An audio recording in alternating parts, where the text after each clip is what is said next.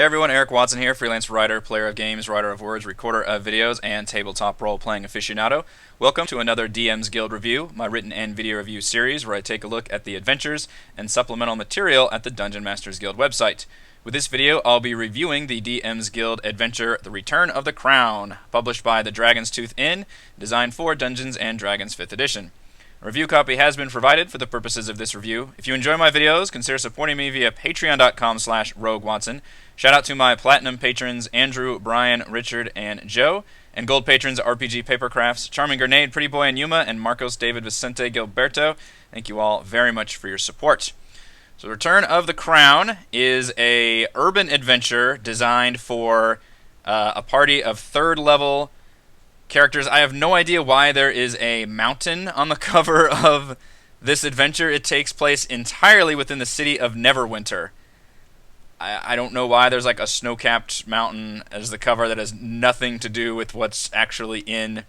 You're not supposed to judge a book by its cover or a DM's Guild adventure, but probably something to do with the city of Neverwinter should have been included on the cover because it takes place entirely within Neverwinter. And one of the coolest things about this adventure is that it seems to use real Forgotten Realms lore, which I have never pretended to be a big expert on.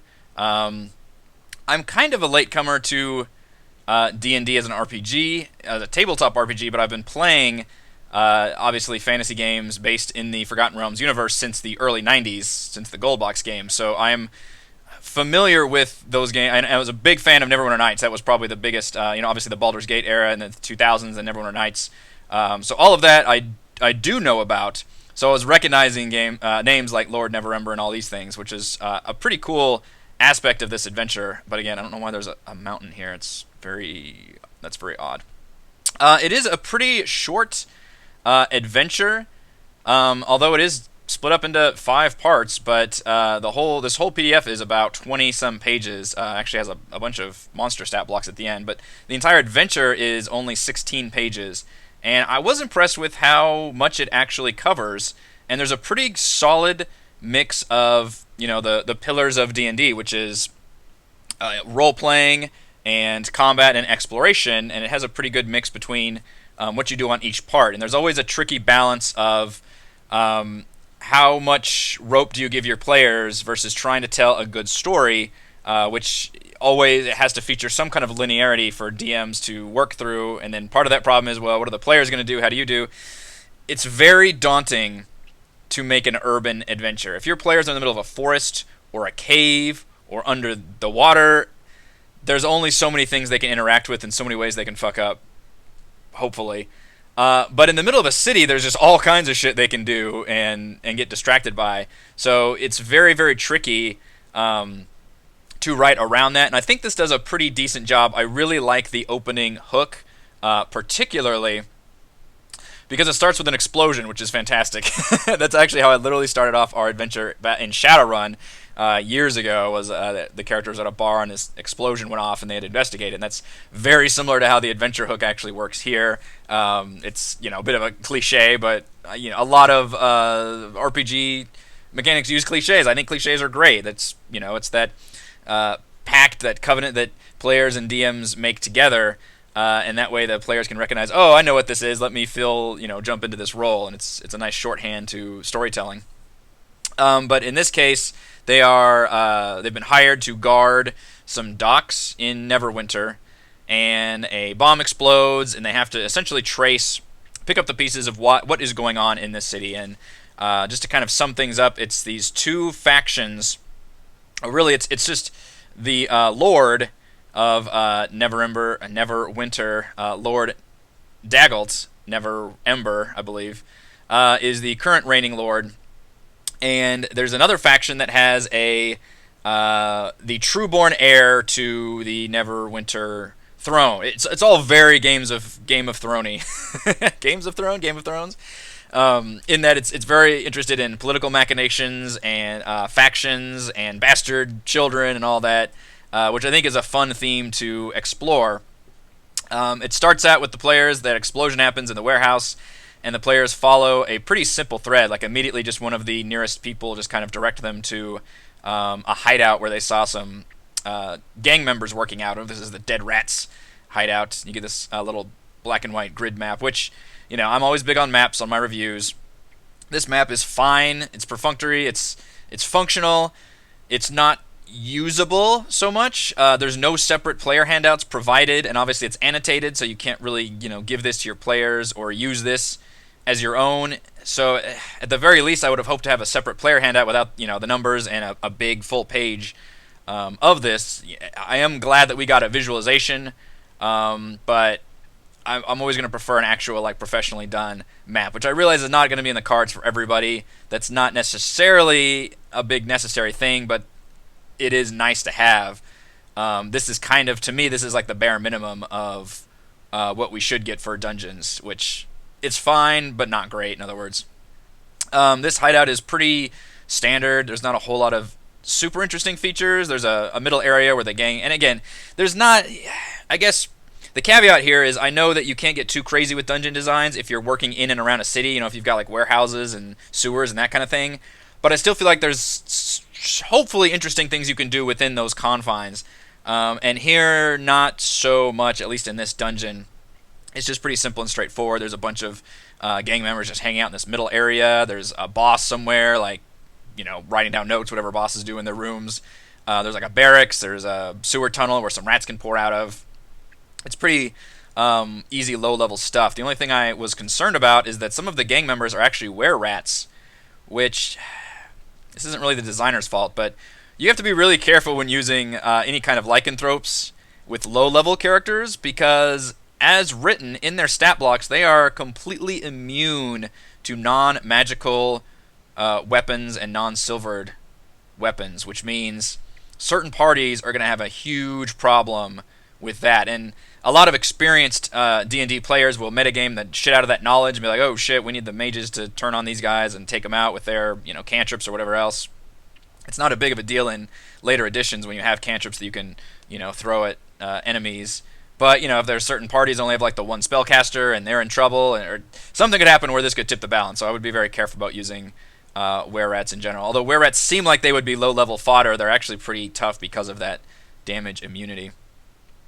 And unfortunately, there are no notes about what happens if your players are on the weaker or harder end. But it does say specifically 3rd level. It doesn't say it's a range of 3rd to 5th level or whatever else. It does mention earlier at running the adventure that the Dead Rats hideout encounter can become deadly for less players, whereas it's supposed to be the introductory dungeon. So it does mention. Plus the fact that this is one of those areas where if the players just immediately brute force and get into a fight, that pours in all the other rooms into one giant fight. So that can get very, very difficult very quickly. One thing I did not like for this particular dungeon design is that the entrance to the dungeon it's very much a Lord of the Rings thing. Speak entrance and pass. And you have to speak the Thieves' Cant word for entrance, which, does that mean only rogues can get in here?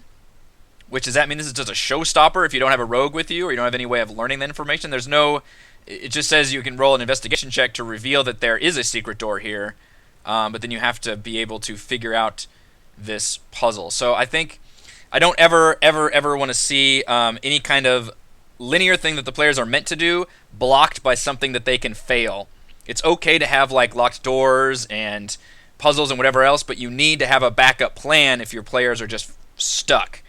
Either a skill check or another way around or a character they can talk to or something. You can't just throw up roadblocks and be like, okay, well they need to pass this to get through. What happens if they don't pass it? And the adventure does this again for the next dungeon, which I'll get to, which is literally just a locked door. Well, what if they didn't bring a rogue with them? There's got to be a key somewhere. There's got to be somewhere they can persuade to let them in. You got to have those different avenues for different kinds of player makeup. So I don't like throwing up those roadblocks. It's okay if it's a secret area, it's a special area with a treasure room or something off to the side. That's fine. You can totally gate that shit off however you want to do it. But the main entrance to dungeons and things that the players have to do, you need to have multiple options there. And this one doesn't include that. Otherwise, it's pretty linear. They get through this dungeon, they get to the end, and they need to just learn more about the different factions in Neverwinter. And I like that this part 3, so part 1 is literally just a cutscene, basically just the explosion. Part 2 is this dungeon here, the Dead Rats hideout. Part 3 is basically them just getting free roam to roam around in Neverwinter and figure out different places to go and things to learn. I like this section. It's obviously very, very truncated because this is still a very short adventure, so they're not exactly meant to just, literally free roam around Neverwinter.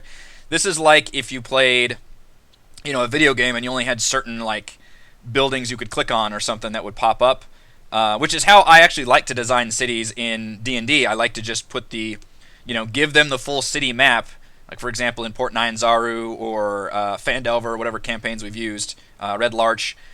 Give them that map and then just highlight certain buildings, on the map and give them like captions so the players know that this is a point of interest that they can go to. And that's pretty much exactly how this is designed, which is fine. My only real issue here is that there is no actual map provided. Again, you're putting your entire adventure within a city, and there's not a single map or even artwork of Neverwinter. And I would have really liked to see something, especially here because it's annotated like 1, 2, 3, 4, and all that, and that's great. But there's no map that has 1, 2, 3, 4 on there. There's nothing that shows the Driftwood Tavern or the marketplace or the library, which is where they need to go. So that's a little disappointing that there's no actual artwork with Part 3, because I think it's a nice opportunity for the players to get more of a social encounter and be able to just talk with people and kind of explore around. Although they don't really learn much. Almost every avenue is a dead end except for the library, so it's just one of those where they just explore all these areas and there's nothing really to do except when they get to the library, they can learn a little bit, but they also are just supposed to notice this off doorway to the old part of the library, which is all boarded up, and this is the locked door that I talked about to get to the old library, which is Dungeon Part 2, or Dungeon the Second. It's pretty small. There's a single combat encounter with a pretty powerful ghost. It's like a CR4 ghost, which I don't know if that's a standard. I don't think it's a standard ghost. There's an appendix at the end, along with a bunch of skeletons that they cannot leave this room, but otherwise it's a very straightforward combat encounter. Unfortunately, it literally says that there's the first guardian of the old library is a ghost. I would have liked to have, I don't know, a bit of point of dialogue or something. Like, why does the old library, why are they a ghost? Why did they just summon up a bunch of skeletons and defend this place? Like, give us some kind of pithy, villainous monologue or something.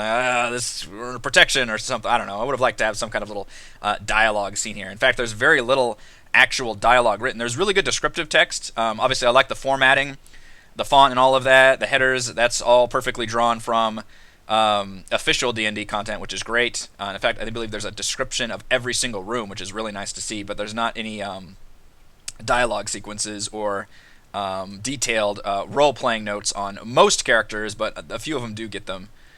There's one really weird section where they just wander off into a side corridor, and if they jack with anything in this room, a book golem is created, which is just a really powerful creature that just beat the shit out of the players for no real reason other than it's just there. My players would call that a bullshit room because it's just a room filled with bad things and no actual treasure. But they learn the history of Neverwinter, which is kind of funny. They literally learn it from a library. There's a nice little beholder encounter here, which obviously a beholder would be way too strong for the average third level party to deal with, but instead it's a social encounter. You're meant to just tell the beholder a story. In order to allow the characters to read the books in the room, he asks them to impress him with a story, and it's just a successful charisma check. It does not mention what happens if you fail that check, though. Does the beholder attack? Does he just not let anybody use the book? So, again, I like when skill checks are used in lieu of just straight combat, but there needs to be, like, what happens if the characters fail that check, or what are some other avenues of completing it? Like, can they stealth? Can they sneak around the beholder? Somebody can distract the beholder and they can sneak around. That's something that a DM and players would probably go through as they play, but it's nice to have some of that information or ideas here in the text. But it's kind of a nice feature. Anytime I see a monster that's not used as just a straight monster, I do enjoy seeing that. In the library, they learn about the Sons of Alagandar, which is the original Lord of Neverwinter, I believe. This is really heavy lore stuff. It's actually pretty good. It's interesting. It's got the Grey Cloaks and the Nashers, which are named after Nasher Alagandar, first Lord of Neverwinter. Yep. And then part 4, because they learn the location of the Nashers' headquarters, is the Nashers' headquarters. Now, this could be The third dungeon, and again, we're only at like a dozen pages, so this is kind of impressive. Although these are like mini dungeons. But I believe the Nasher headquarters are meant to be a non-combat encounter, instead a social encounter where the players get in and just talk to essentially the leader of this insurrection, this faction that wants to oust the current lord and instead instill the true heir of the throne, whom they have uncovered, which is this Banner or Brenner. I forget which his name is. He was the son. The son is Brenner and the father's Banner, something like that. Brenor Alagandar. There we go. The leader of the Nasher group is this Ronglin Blade Shaper. It's a great name. And you can see there's another map provided, which is nice. It's just a small 2-story house. But I believe it's crawling with these Nasher members stat block, and I think it's meant to be non-combat. You're just meant to go in here and just talk to people. But I still like the idea that it's a grid map, and the players are seeing like, okay, we could break out in combat here, but it's probably a bad idea because there's a lot of dudes here. So I believe it's mentioned earlier in the text that they're straight up not meant to fight this encounter either. So if I can find it. Oh, maybe not. It just says encounters take place in the old library, meant to be deadly. Oh no. Okay. So I guess that's just remarking on the fact that book golem is just meant to be a fuck you deadly encounter, which is kind of mean. I don't think the Nasher is meant to be an encounter at all. In other words, after they meet with Ronglin, then they have a choice to make, which is an interesting aspect. They can choose whether to side with the rebellion or the original lord, which I guess they were hired in part to help the original lord, so they've kind of have to switch sides here if they want to help the rebellion. It feels like the entire adventure is pushing you towards helping the rebellion, because you learn that, in fact, they do have the rightful heir to the throne. He's a nice guy. I don't know if they actually meet him yet. There's mention that he is a young, kind man who, there we go, Brenor Alangandar, is a kind, pleasant 20-year-old boy.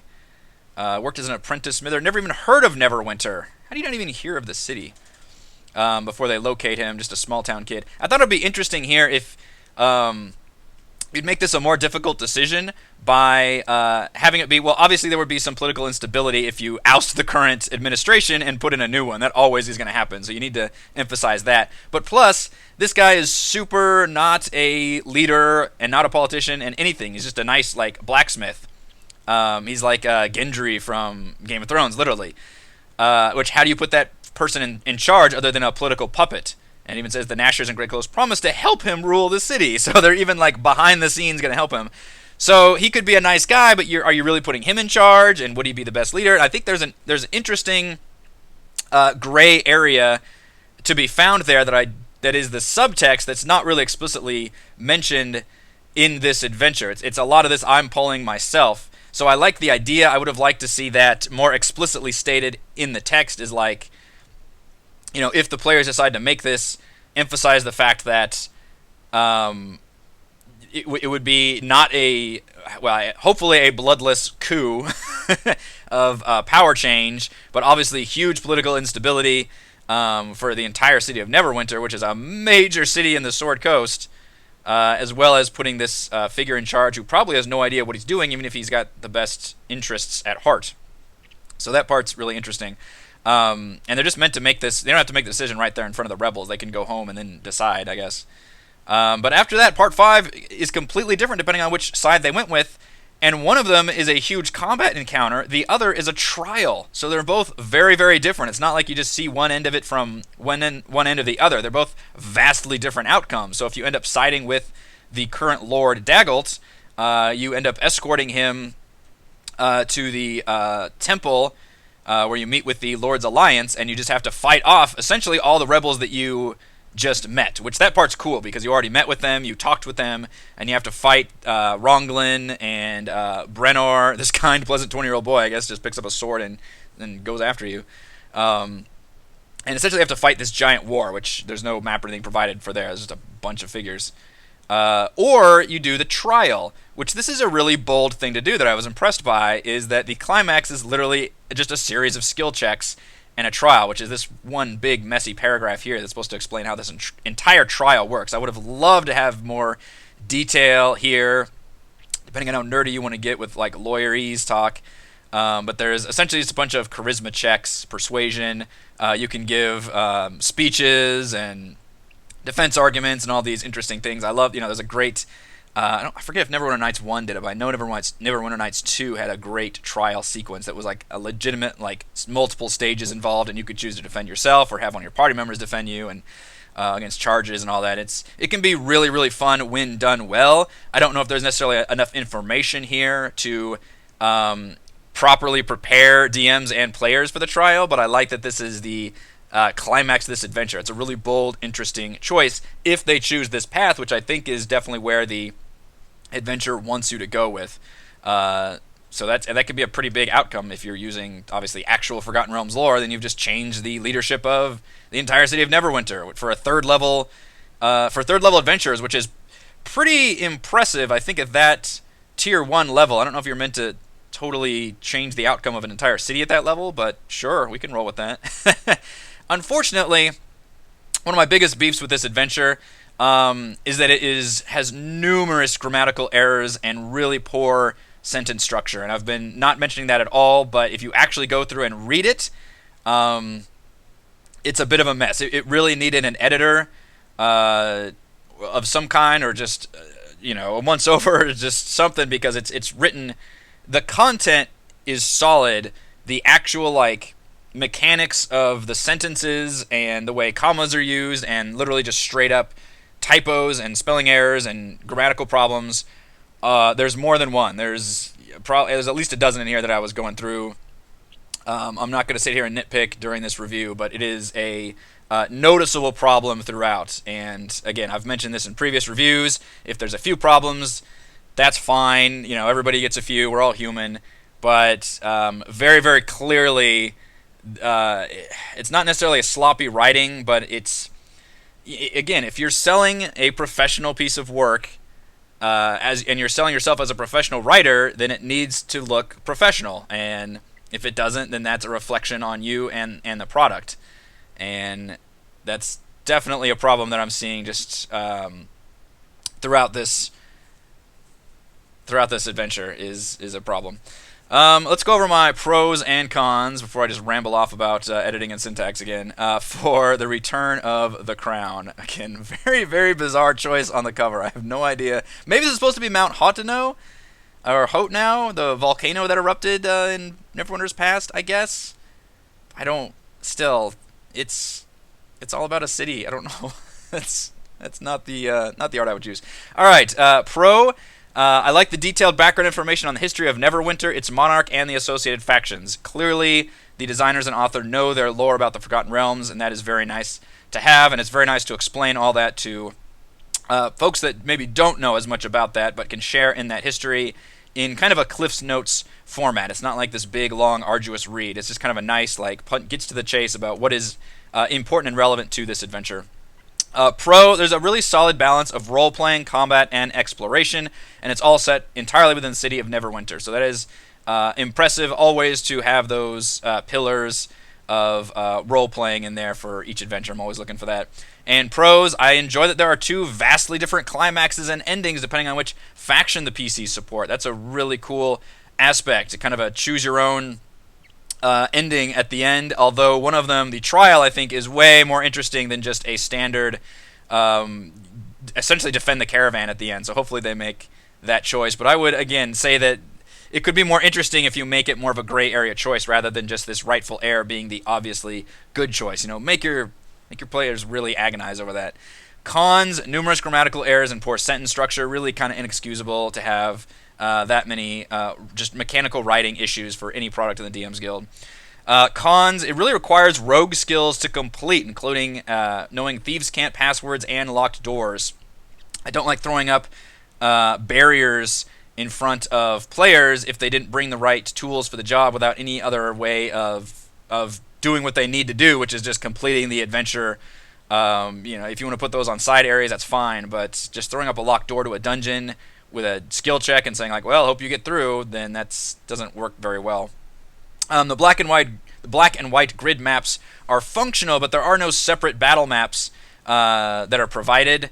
That's a bummer. Also, the fact that it takes place entirely within a city, but there are no urban maps or artwork that's provided. And even part 3, it annotates like numbers, but there's no artwork or map at all that you could show players. You didn't even use Neverwinter as the cover of the adventure, so that's definitely a problem. The verdict: The Return of the Crown is hampered by poor editing, but does effectively squeeze a politically interesting urban adventure based on real Forgotten Realms lore in a little over a dozen pages. Thank you to everyone for watching this video review. You can see my written review at roguewatson.com. You can support my work at patreon.com/roguewatson, and you can follow our own D&D adventures here on my YouTube channel. Thank you.